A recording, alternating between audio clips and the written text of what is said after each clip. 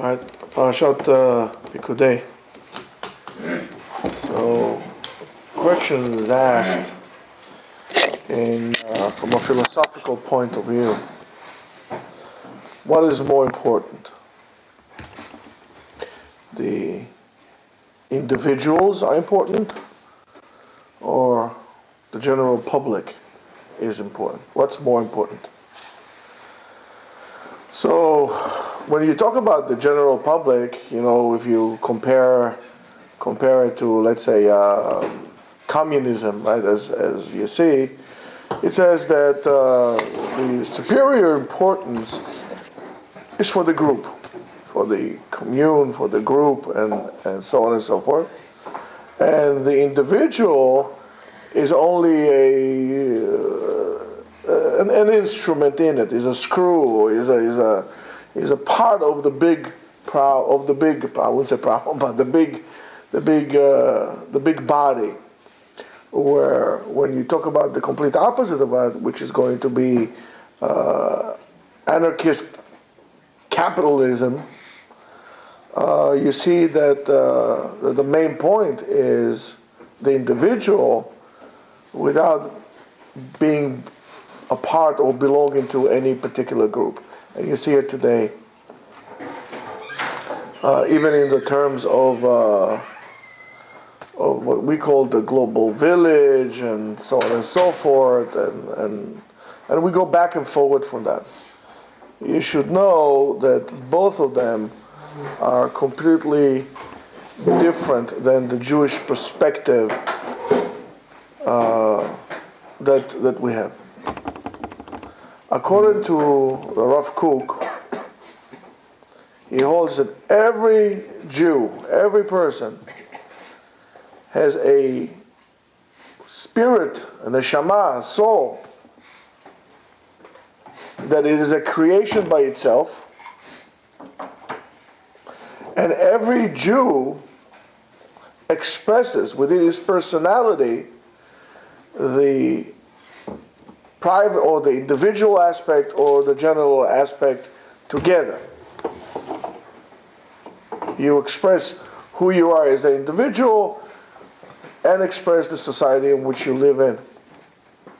So according to this way of looking at of Rav Kook, we could understand that unity, what we call as a rule, unity, is not created from the overall components in it, because Am Yisrael is a divine creation, and each and every Jew from the people has its own unique character and unique substance that he needs to express, that he needs to bring out to the light, he needs to bring up to the world, and without him, that essence is not going to come to be revealed in our world, and therefore we are lacking.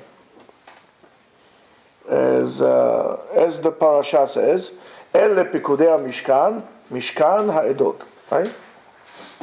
So from here the Torah goes, and the Torah goes backwards and tells us all the details and the small details of how they build the Mishkan, which we already mentioned in the previous parashiyot. So therefore, why is the Torah saying those things over and over again? The Torah tells us that in building and putting things together of the Mishkan, all the details come to play an important role, right? None of them is missing, and that's why it's called Mishkan Ha'edot, the Mishkan in which the Shekhinah, aka HaKadosh Baruch Hu, dwell inside. And in a Mishkan like this, all the parts and all the components are there to give a testimony for the existence of HaKadosh Baruch Hu as HaKadosh Baruch Hu is the overall umbrella, and everything comes from it. How you understand what I'm saying? In other words, the expression of God as the ultimate of this world, that He is Borei Olam, and everything comes and derives from Him, can only come or comes to play when we are paying attention to all the details, so they go coexist, they go hand in hand. There's a tremendous similarities between creation of the world. We spoke about it beforehand, between creation of the world and building the Mishkan. But look at this, the world, the Mishkan, is talked about over 3 parashiyot, and creation of the world is talked about over, 31 psukim, right? And the importance is to understand that concept, which was not revealed to us in Sefer Bereshit, but however is revealed to us in our parasha here. So it seems from here that when the individual experiences and feels that his own experiences, his own feelings are a part of what we call that collage, the mosaic of what we call Am Yisrael, or the Jewish nation, when the person understands that, so the individual is what we say, right? One of the things we say, klal ufrat uklal, right? Klal, the general, individual comes to affect the general, right? So from overall the unity of all, when everything is complete, then we could see the individuality of each one. So in other words, according to the way we understand it here, your self-individuality and self-expression can only come when you are doing so as a part of a general cloud. You have to express your personality. You have to express your emotions, your feelings, the way you are. You have to. We don't ask you, and if somebody asks you to do so, it is wrong. We try to tell you to help yourself to put it in the right direction. But your expression is needed. Your facet, where the light of HaKadosh Baruch Hu is going to come, is going to shine, that facet is needed to create a perfect reflection, almost like a diamond. You know, when they have the brilliant cut, the round diamonds. Every facet is important and in the proper angle. There are different angles and different facets and so on and so forth. However, when the light comes, it sparkles in this immense beauty that yet I to understand, because I don't understand why people like pressurized carbon, but that's beyond me. You know, you get the idea. So only when you are an individual working on yourself for bringing this light out as a part of a cloud, only then, there's the glory of HaKadosh Baruch Hu comes to life. One needs to understand, and that's a very, very, the Netziv talks a little bit about it. And one needs to be very, very careful about these things. And we're going to talk about it. When you are working on yourself, even when you work on yourself, you have to be very careful that it's done l'shem shamayim. That you're not working on yourself because of your selfishness. That also has to be directed l'shem shamayim, as we will see in Bezrat Hashem further down, if I make it to the end. The Orach Chaim writes on it that the reason why everything is double and double and double and double is to show us that every part is important and every part in building the Mishkan is a mitzvah by itself. וראוי לומר עליו לבדו ציווה השם את משה. Even on the little I don't know, the little hooks that they put the stuff together, there's like insignificant hinges. That was also a mitzvah that HaKadosh Baruch Hu commended Moshe, and Moshe executed that exactly as HaKadosh Baruch Hu says. And that's the beauty of it. Every part of building the Mishkan is important by itself. Therefore, we say, Asher tziva Hashem la'asoto, right? And in order to understand a little further, let's look at what the Rambam writes in his explanation to the Mishnah. It says, Rabbi Hanania ben Akashia אומר, רצה הקדוש ברוך הוא לזכות ישראל, לפיכך הרבה להם תורה ומצוות, שנאמר, השם חפש למען צדקתו, יגדיל תורה ויאדיר. And the Rambam writes the following. It's a, how do they say it in Yiddish? It's a moira dikavot. The Rambam is amazing. The Rambam writes, מiyesodot ha'emunah b'torah, one of the foundations of Jewish belief, שאם קיים האדם מצווה מ-13 ו-600 מצוות, if a person did any mitzvah from the 613 mitzvot, כראוי וכהוגן, the way it should be, ולא שיתף עם המטרה ממטרות העולם הזה כלל, and you had no internal motives for doing this mitzvah,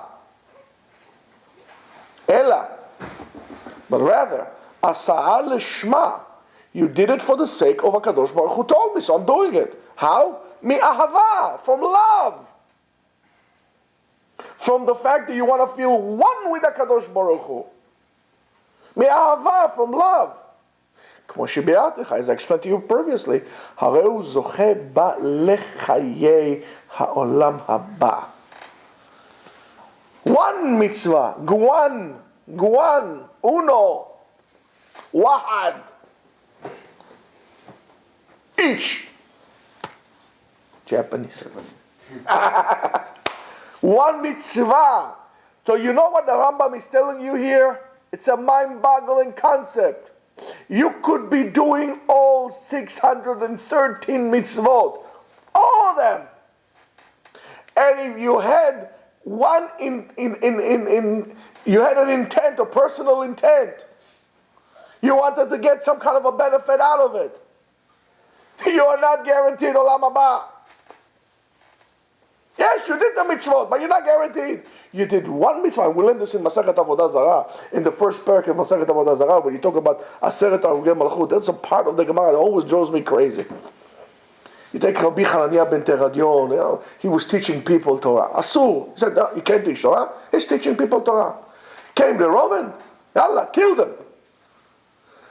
So before he's put to death, his friend is asking him, he says, maybe do you have a mitzvah that you did one time, lishma, and you could be zocher without the chaya olam haba? He says, let me see. Oh, yes. One time I had money of tzedakah and money of Purim mixed up together, and excuse me, the guy is being put to death because he was teaching Torah.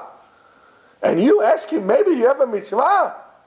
And he said, oh yeah, mitzvah, this little thing. Yes, because even in that, there might be a smidgen of how should I say it? Self-intent to it. Self-benefit to it. Ya Habibi, you lost it. Do you know what it means? You know what level of emunah does a person need to have? Not like today, I was, Bono Shel Olam. Afterwards I'll tell you, they whatever. You have to, Israel Knesset members, they buy them. It doesn't make a difference what kippah he has. It doesn't have a kippah. Criminals buy them. It's ridiculous. Emunat Tzibur, the trust of the people, is something great. You can't betray that.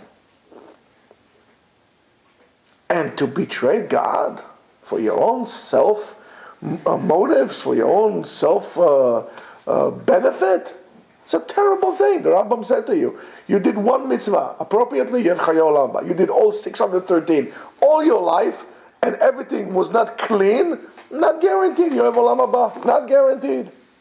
It's not guaranteed to you. Rabotai, you gotta be careful. You got to be careful. That's what we learn from this mitzvah. Lachen, therefore, comes Rabbi Hanania and says, Ki michamat ribuya mitzvot, because HaKadosh Baruch Hu did us a favor. Not like some people think. Oh, listen, he gave to the Goyim 7 mitzvot. He gave us 613. He's trapping us. He's not trapping you. You look at it wrong. He loves you. The Rambam says, comes Rabbi Hanania, he says, because there were so many mitzvot, and so many things that we could do, אי אפשר שלא יעשה האדם אחת. It is impossible that a person is not going to do one mitzvah once in his life, b'shlemut. It's for sure he's going to do it. It's impossible that a person all his life he's not going to do one. For sure he did one. ויזכה להשארת נפשו באותו המעשה. And בדת יזוכה לעולם הבא. You understand what he's telling us here? This is unbelievable. What the Rambam is telling you, if you remember this and you put it to work, you had achieved a major milestone in your life. That's what the Rambam is saying to you. This is trembling. So how do you remove that complete never having self-intent? How do you do that? You need to work on it. Yeah. Isn't it like true that even just doing the mitzvah, like literally just saying a bracha, having no kavanah, nothing, you still got a mitzvah? No, you need to have kavanah. But what's the kavanah? That's okay, you did the mitzvah. But that's without a kavanah, without intent. Your intent has to be one thing. That HaKadosh Baruch Hu, why are you doing this? HaKadosh Baruch Hu tell me to do it, I'm doing it. Why? That's not enough. Not even over. I'll do this. One time a friend of mine, I heard him tell him to his wife, he made shidduchim. He likes to make shidduchim. So he said to his wife, whatever, we are on our way to a red carpet in Shamayim. And I was like, and then she says to him, well, why? He says, we just made our second shidduch. We make one more, and they're rolling out the red carpet for us in Shamayim. I didn't want to tell him anything. I said, but Habibi, like this, you can make another 1,000 shidduchim. They're not going to be rolling anything. You're probably going to be sweeping it. I don't know about that. You want to help somebody because you got to help him. Why? He's a person. He's a Jew. He's a person. You got to help him. Why you put tefillin on in the morning? Because you don't want to go to hell? Or because HaKadosh Baruch Hu told you to do that? Okay, I don't want to go to hell, so I put tefillin on. I want to get I don't want to get the front row. I want to be in the back, but in the stadium, in the hall. But that's the wrong way to do about things. Why? HaKadosh Baruch Hu told me. I'm doing it. It's not a problem for us when we go to work and you have a boss and he's like he's a whatever breaker, he's a tough cookie. He pays well, but he's a tough cookie. He's going to tell you, do me a favor, do this, or not even do me a favor, just do that. You're not going to question him, because sure. And I'm going to ask you, Alon, why do you do that? So what do you mean? He asked me to do it. He's the boss. So for a person boss, you would do things without even asking. The HaKadosh Baruch Hu is the boss of all bosses, the king of all kings. We have questions. Why didn't tell me to do that? Not only that to a human boss, we're going to push the real boss away.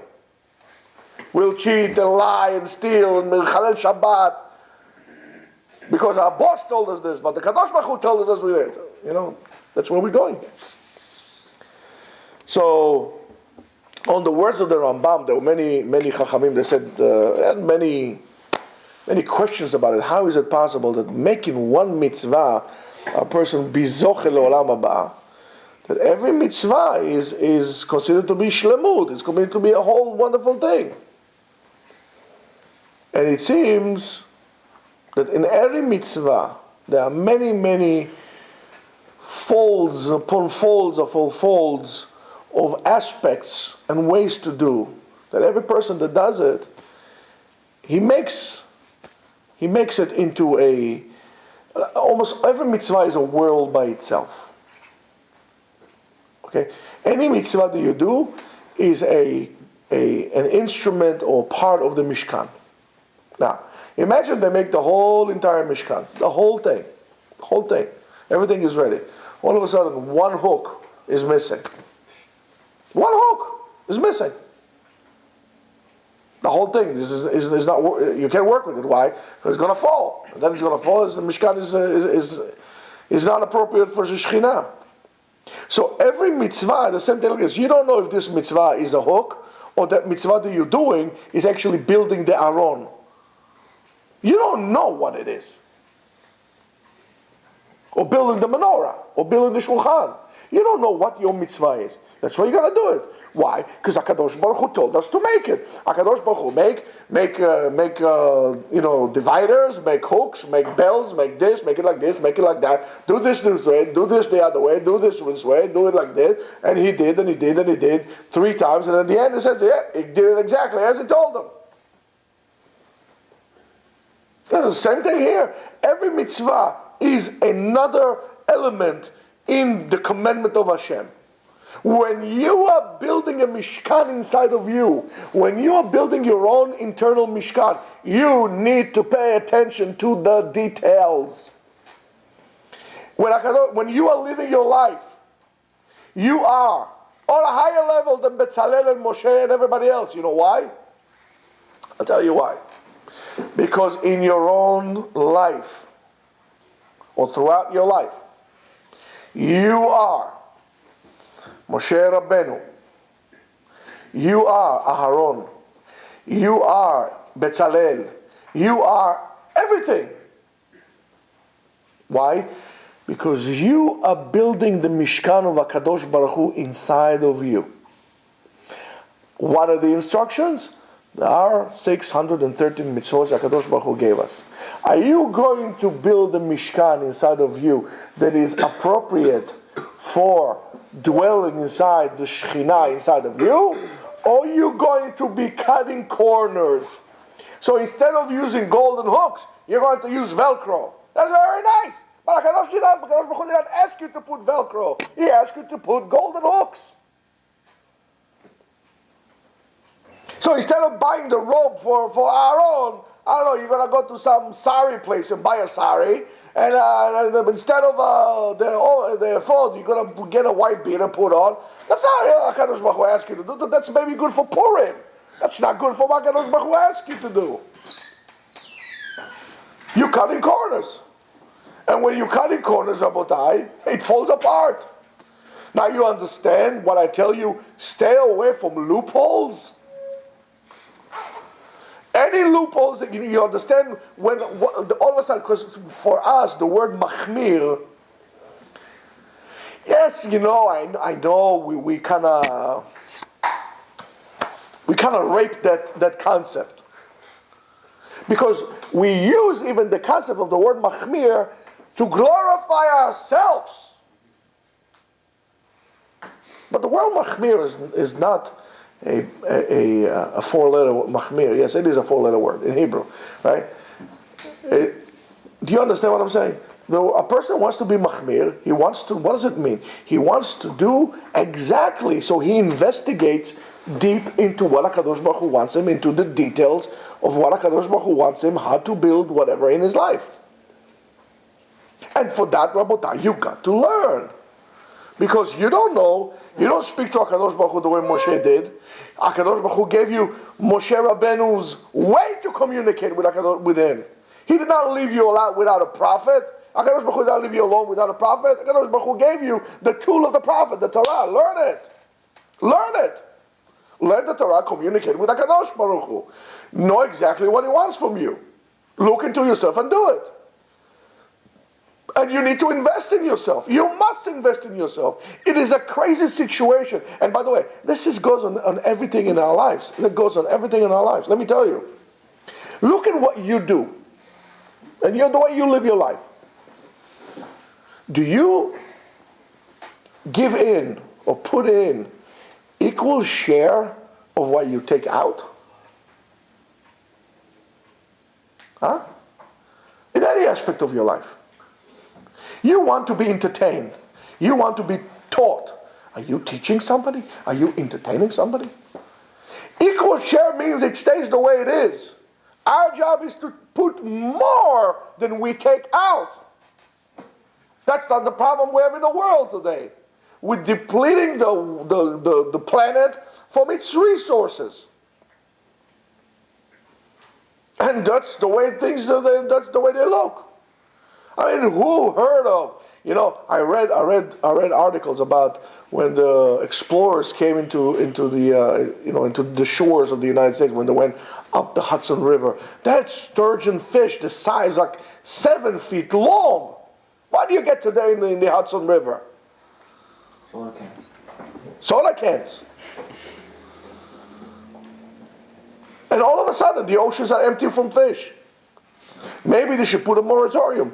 No fishing for 2 years. Maybe just give the planet a year, or every 7 years,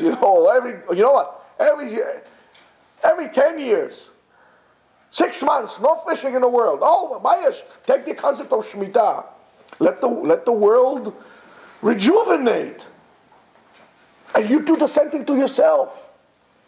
You take your resources out and you don't charge it in. You take your resources out and you don't replenish them in. When your car has low gas, do you put enough gas to take you to the next gas station? Or you fill it all the way up and then you kind of tip it even further up? It's like spilling all over. Yes, I'm guilty of that as well. I know, I'm guilty of that. I don't take care of myself. I'll be the first one to tell you. I don't take care of myself. I run down my batteries. But I only do so to tell you that.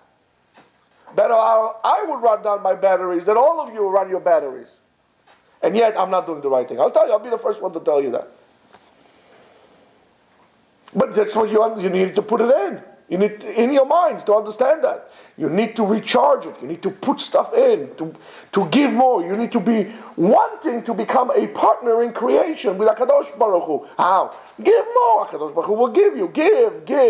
Teach. Do a lot of chesed, kindness. That's what I'm talking about. That's why he has a lot of Mishkan. A lot of parts of the Mishkan. And HaKadosh Baruch Hu, we know so, and so if you look at this way, all of a sudden the words of the Or HaChaim makes a lot of sense, that the HaKadosh Baruch Hu, his commandments are shlemut, are perfect.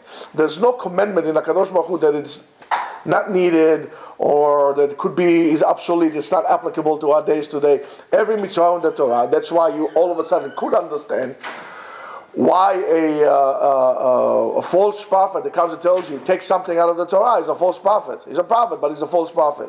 Because you can't take anything out of the Torah. If we say that our Torah is Divrei Elokim Chaim U'Melech Olam, these are the word of the living God, right? The word of God. If you take something out of it, you affect the perfection. And that would be even a little scratch in the ladder that separates it. It's not perfect anymore. Take it out. The Sefer Torah is pasul. That's how you understand. You can't tell me that I am a person who believes in God. However, it's very hard for me. I can't keep Shabbat. That doesn't go. It doesn't go. I only do this, but I don't do that. What do you mean you don't do this, I don't do that? I put filling, but I don't daven 3 times a day. Oh, really? Why? I don't keep muktzeh. I don't keep this. I don't. Why? If you work, do you want your boss wanting to come to you and say, oh, by the way, this is your check? So, oh, hey, a little less. Excuse me, dear boss. Why is missing? I decided, I don't want to pay you for Monday. Who cares? Take it off. You're cutting corners here. So Monday, Friday, we're cutting it off. You only work. You don't want, you want the whole thing. You want the whole thing, but do you give or even try to give the whole thing? Look at our world that we live in. Most of the people want to do what they need to do and to be left alone, to do absolutely nothing, to dwell into the fantasies, to be left alone.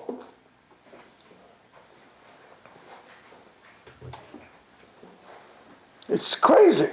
We want to sit down and do absolutely nothing. I'll give you an example. Okay, I'll give you an example now from a rabbi. Leave those rabbis, leave people like Rav Belsky Alav Shalom, until the day that he went to the hospital, he was there. He was working, he was teaching, he was giving, he was doing, and on and on and on. And other people like this. I mean, I'm talking about these people who can tell me, oh, you and your rabbis, you're a rabbi. So, fine, no problem. Everybody know Ip Man. Ip Man, Ip Man. You know who is Ip Chung? His son. He was born in 1924. Still alive. And you know why he's alive? Because he's teaching. He's spreading his Father's knowledge in the world. And he's not planning to retire. Here he said, I'll retire when I die. So for that, people understand the need to give and to teach and to spread. And for the Torah that HaKadosh Baruch Hu gave you, you're looking to cut corners? Shame on you. Shame on you. For what? For your own pleasures and desires? That's what you live for? That's where you came from? Did you ever bother to look why I came from to this life? That's it. So now you might look at all the parts of the Mishkan and understand and the aspects of your life in which you need to work on, or the most important thing. For example, Chazal tells us that every utensil, every instrument from the Mishkan, every kli from the Mishkan was for something else. The shulchan and the was for wealth. The menorah was for wisdom, and so on and so forth. The keuna came to be mechaper on something else, and so on and so on and so on and so forth. In other words, everything in your life has an aspect in which you should work on. You can't only work on one aspect. You are a whole entire being, both of spirit and physic. So, but why is it that everybody is so obsessed with the physical well-being, and yet they are completely not interested in the spiritual well-being? We create an imbalanced scenario in us. For us, our Mishkan is broken. That's why there's no God in our lives. Because He doesn't want to be there. Fix it, I'll be there. Fix it, I'll be there. And that's exactly what we need to do. When we make tshuva, we need to give an answer. Okay, we fixed this, I fixed this, I fixed this. I used to stumble in that. Okay, so I'll fix this now. It's not that those things will go away, or those things are bad, or this is bad, or that is bad. It's just you know how to manage them. By the way, it's very interesting. If I'm going to tell you, for example, something is bad, don't think about it. You know what's going to happen immediately. You're going to continue thinking about it. You need to understand things are not bad or not good. You just need to learn how to manage it. And that's true to everything in life. Everything has its own place, its own importance, and so on and so forth. And by the way, that's what happens in our world today. That's what happens in our world today. I think most people, 95% of the efforts a day goes either to sexuality or to making money. It doesn't go into spirituality. And it looks the way it looks.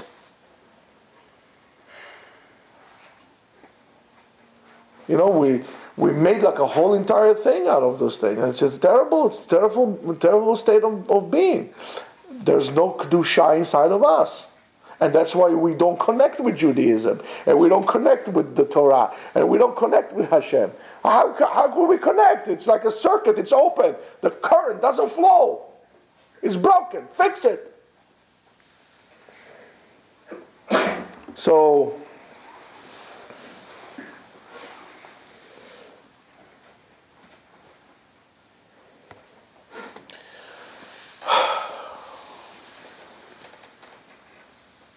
if you want to connect to spirituality, and you want to connect to HaKadosh Baruch Hu, you must do and live your life as it says, Kasher Tziva Hashem et Moshe. You know exactly what you should do and what you should not do. Things are not, eating, for example, pork is not bad. There's nothing wrong with eating pork if you like to eat meat. There's nothing wrong with eating pork. However, we don't eat it because, why? Because it's bad for you. Who said it's bad for you? Because it doesn't taste good? Go argue with 10 billion people in the world that eat pork. Just to argue with the Chinese. I was like 1.5 billion Chinese. Go argue with them. Okay? Eating pork is not bad. Why don't we eat pork? Because HaKadosh Baruch Hu told us not to eat, so not to eat. So if I'll go and I go, oh, I have a desire to eat. I wonder how pork chops taste like. I wonder how. What I wonder. Well, all the people that always want to wonder how does pork taste. They never said, I want to eat like pork noses and pork ears, right? The people eat, right? The only was the spare ribs and this kind of. I don't have any desire to eat pork because it's Kadosh Baruch Hu didn't want me to eat, so I'm not eating it. Or to eat a lobster, or to eat crabs. Why? I'm sure it tastes delicious. Ask all the Jews in Florida. They eat lobsters. Jews are expert on eating. I think lobster next to matzah is the ultimate Jewish food. I'm sure it tastes good, but it's not shayach to me. Kadosh Baruch Hu told me not to. I'm not eating it. I'm sure it tastes good. Tell me disgusting, not disgusting. Yeah. I heard this. Everybody eats that. Crack that little lobster, suck it on this thing. They put the papillon like this, the apron. Everybody's happy, right? But HaKadosh Baruch Hu told me so. And HaKadosh Baruch Hu told you to be honest. And HaKadosh Baruch Hu told you to be righteous. And HaKadosh Baruch Hu told you not to cheat and not to steal and not to oppress people and not to be a cruel person. HaKadosh Baruch Hu told you to be merciful. HaKadosh Baruch Hu told you to learn Torah. And why aren't you doing all those things?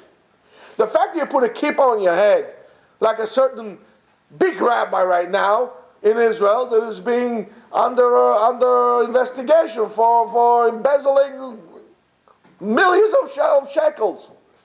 The fact that you were whatever, a cheese rabbi, and you put the hat on your head and you grow a beard like this means nothing. Everybody likes the titles. I decided I'm cheese rabbi, not chief rabbi. I gotta look at titles. We love titles. Because we can't stand on our own. Not only we can't face God, we can't face ourselves in the mirror. With a title. Probably go to the shower to put the Hamburg on the heads. Take a shower with a kapota also. That's not Judaism, Rabotai. You need to look into that. You need to learn. You must learn. You must improve you must care. Care. We don't care about anything. You know what caring is? You see something on the floor. Pick it up. Why doesn't somebody else, I have a cleaner. No. If anybody at home has a cleaning lady, give her a bonus and get rid of her. You don't need a cleaning lady. You need to clean. Teach you how to care. If you look at the egel, the sin of the egel, what was the chet of the egel? Did they build a statue? No. That they did something that HaKadosh Baruch Hu told them not to, and they gave it a divine power. Comes the Mishkans and tell us, no, let me explain to you how to do things. And the HaKadosh Baruch Hu tell us the Mishkan. In the Egel, Am Yisrael tried to get closer to HaKadosh Baruch Hu in the way they thought it was right. Right? Like they do in India. Or anywhere else. Or in the celebrities. The celebrities of today are the idols. I want to see if, what's his name, Silicon Gomez will come here. Silly whatever, to come here. How many guys will, she's out, let's get a signature. What I got to do with a signature? You can't even pay a ticket if you get with it. These are the idols of today. That's why they call them idols. When we thought that's the way that we should get close to God, HaKadosh Baruch Hu says, no, let me teach you how. And that comes to the perfection of doing Melechet HaMishkan. That's why, Rabotai, you need to be organized.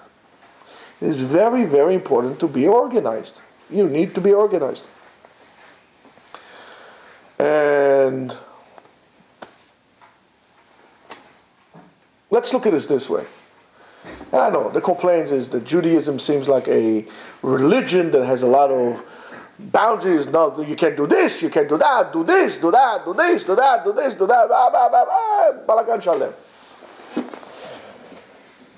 But that's not the right way to look at things. We need to look at the mitzvot in a different way. We need to remember those boundaries which were given to us, the rules, the playbook that we got from HaKadosh Baruch Hu, these are the only tools which give us a direction and power in our lives to navigate ourselves to the whole span of life. What does it mean? Everybody ever walked on a roof, like a real high roof, with no banister or anything like this, or no fence? No? Yes. Who said yes? That figures. What do you feel when you go? You're coming to the edge of the roof, right? It's like, 20 stories down, right? Coming to the edge of the roof, and you look down. What do you feel? Very scary. You feel like you're doing qigong. Everything is coming out of you. Why are you scared? Scared of the consequences. What consequences? You're not jumping. I'm normal. I'm not jumping. I'm just looking down. Why are you afraid? Trip, fall. What? If you trip or you fall? The wind. What wind? High up. High up. No, you're not afraid of that. You're afraid because there are no boundaries to your life. Therefore, you feel and you won't even go like this. Like walk. You're just gonna, tippy toe to the end and you look. Oh my goodness, right? But if I'm going to I'm not going to do much. I'm just going to put a little railing around. Sit like this. How you doing? Have like a little cappuccino, some espresso. What happened to the wind? Maybe the wind will come and blow you out. No, there's a railing. The boundaries in which HaKadosh Baruch Hu gave us, that's what gives us the freedom to navigate our rooftop that we call our lives. If not, you're going to fall. You don't know how to navigate, you're going to fall. And that's what gives us freedom. That's what gives us security to actually get confidence and koach and ability to come closer to HaKadosh Baruch Hu. And this is the ultimate message in which HaKadosh Baruch Hu, which Moshe Rabbeinu gave us, which stay with us forever. And that's the gift that HaKadosh Baruch Hu, and he told us, Hagbel, make a boundary around the mountain. But the boundaries is the boundaries of Torah. Rabotai, look at the mitzvot as a gift, a personal gift that HaKadosh Baruch Hu gave you. En Adam Yodea Matan Scharan Shel Mitzvot Le'atid Lavo. Don't make the calculation, this is a big mitzvah, that's a little mitzvah, that's a this mitzvah. Every mitzvah is needed. Haba li'adcha mitzvah, al tachmitzena. If a mitzvah comes to your head, don't let go, don't pass it. You do it. V'mitzvah bo yoter masher bishlucho. It's a greater reward if you do the mitzvah and not your messenger doing the mitzvah. Don't cut corners and don't get into loopholes. I told you that. You use loopholes only to catch bunny rabbits on a survival situation. Until then, if you want to survive, you want to live your life, you want to spend this time on earth worthy to be called alive, pay attention to whatever HaKadosh Baruch Hu tells you. Try to do all the mitzvot, and most important, learn them. And Shabbat Shalom. Shalom.